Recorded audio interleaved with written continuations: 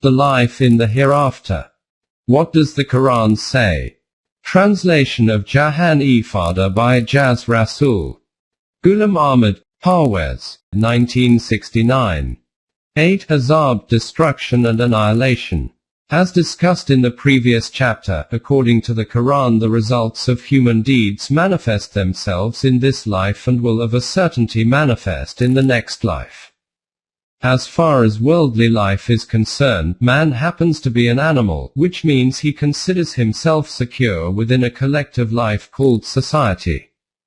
Though society is a collection of individuals, the sum is unlike a mathematical addition, it is more than this. Society has a defined system and individuals have to live life within this system. If a society is based or shaped on divine laws, which are established for the development of human life, then the life of the people will be according to these permanent values. This society will thus enjoy success, prosperity and a pleasant life in both this world and the life of the hereafter. It is possible that there will be individuals within this society who go against the permanent values, because such deeds will go against the laws of the society, i.e., the permanent values. Society will punish them for the deeds. As far as the next life of these individuals is concerned, it will be settled according to the balance of the deeds. The individuals of such a society will have a life of paradise in this world, and their life in the hereafter will also be in paradise.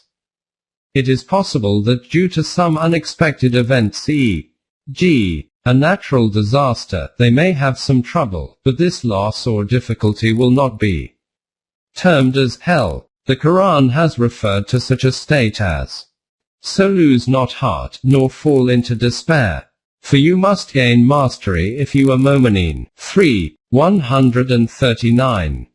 Contrary to this, the other society which is not established based on the permanent values will be of two types. 1. Such a society which does not harness the resources and forces of nature will live in the hell of humiliation and disgrace. And the individuals of that society will live in hell in the next life also. 2. Such a society which harnesses these natural resources and forces of nature will have benefit and prosperity for a certain period of time. But as the people do not organize the society according to the permanent values, they also will ultimately suffer destruction and annihilation in this life. The forms of this destruction can have different aspects, but as a collective definition can be termed as hell. As far as the next life of the individuals is concerned, that will undoubtedly be hell.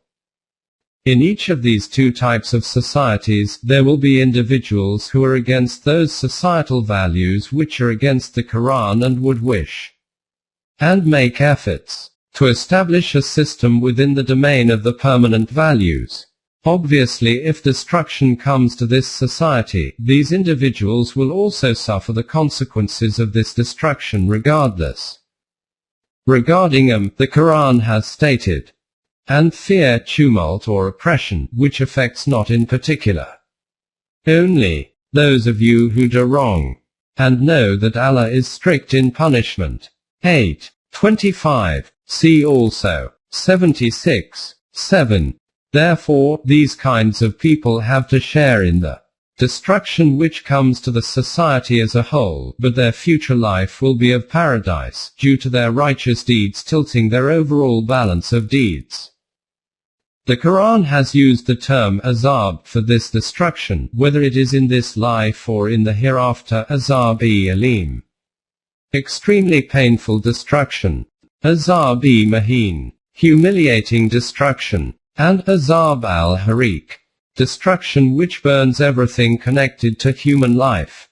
The terms azab an-nar or azab al-sayr also have the same meaning as azab al-hariq. Other terms are azab-e-azim, great destruction; azab-e-shadid, intense destruction. In some places the Quran has clearly stated that these destructions are in this life, and in other places that these destructions are for the hereafter. In other places are mentioned destructions both in this life and in the hereafter. In some places there is no distinction and it is simply called destruction. We will first examine those verses in which destruction is mentioned without any distinction. 8.1 Azab, punishment without any distinction. 1. Just Azab. In some verses it is mentioned as simply Azab. In Surah Inam. But those who reject our signs, them shall punishment touch, for that they ceased not from transgressing. 6:49. See also 5:87, 156:19, 79:30, 16:34, 8:2. At another place it has been called Su al-Azab. 6:158. i.e., the worst form of a punishment. In Surah Maida it is stated that the followers of the Messenger Isa, Jesus, were warned that if they decided to go against the divine system of sustenance, then they would receive such punishment as no other nation had previously suffered. 5:118. In Surah Maryam this punishment is described as being from Ar-Rahman, from Allah. 19:45. Rahman being an attribute of Allah. At other places this is called Azab from Rab, Sustainer, an attribute of Allah. 70:27-28. In Surah Al-Furqan it is called Azab Kaba, great destruction. 25:19. And in Surah Ghafir it is called Azab Akbar, greatest destruction. 88:24. In order to express the intensity of a destruction it has also been called Azab en Fawqa al-Azab. 16:88. i.e., destruction upon destruction. 3. Azaban Shadidan, very severe destruction which expresses the intensity and severity of the punishment.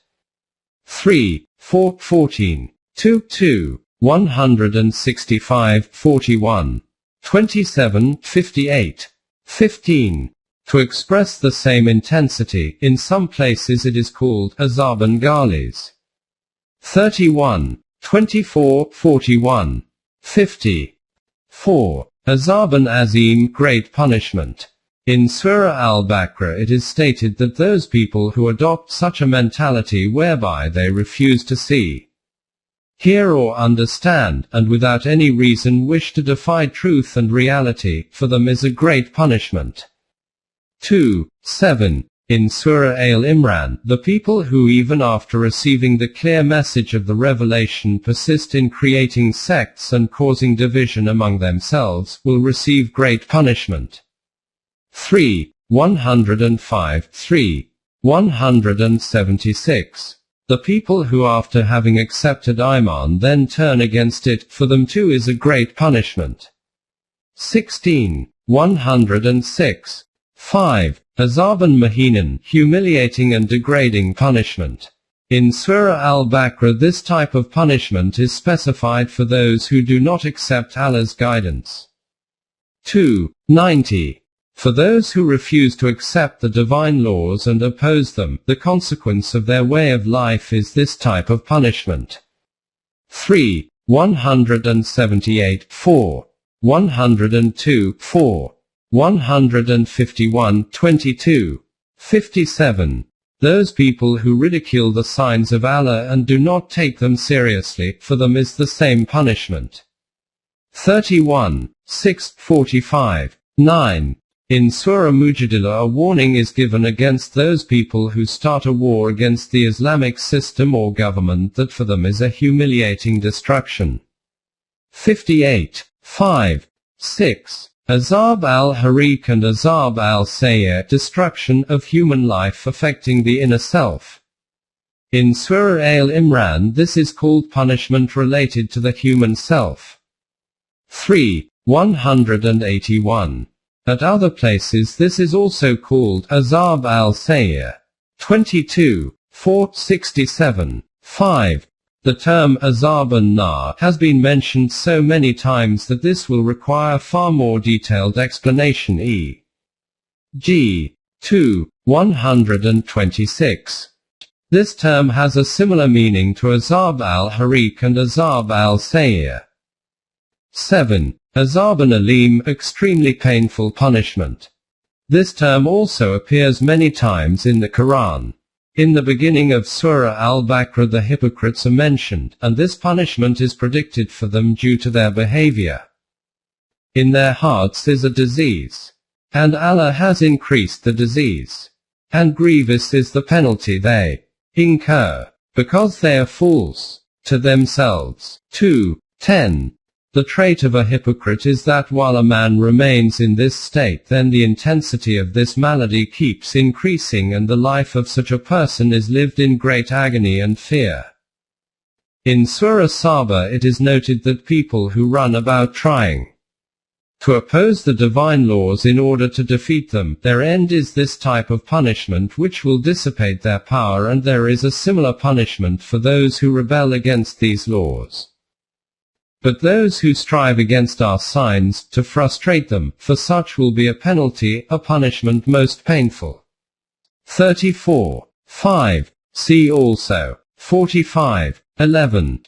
In the Quran, while discussing these different types of punishments, it is also stated, remember that it is a truth that this destruction from your sustainer will definitely take place, it is not an empty threat. Verily, the doom of your Rabb will indeed come to pass. 52:7. In Surah Al-Muraj, a questioner asked about a penalty to befall 71. The Kafirin, unbelievers, the which there is none to ward off. 72. In Surah Shura, for any whom Allah leaves astray, there is no protector thereafter. And you will see the wrongdoers, when in sight of the penalty, say, is there any way to effect a return? 42:44. Since the punishment only comes when the time for respite has passed, therefore there is no question of going back or escaping from it. These are the punishments mentioned in the Quran which do not differentiate between this life or the hereafter. In the next chapter, the consequences of the deeds which relate to this life are explained.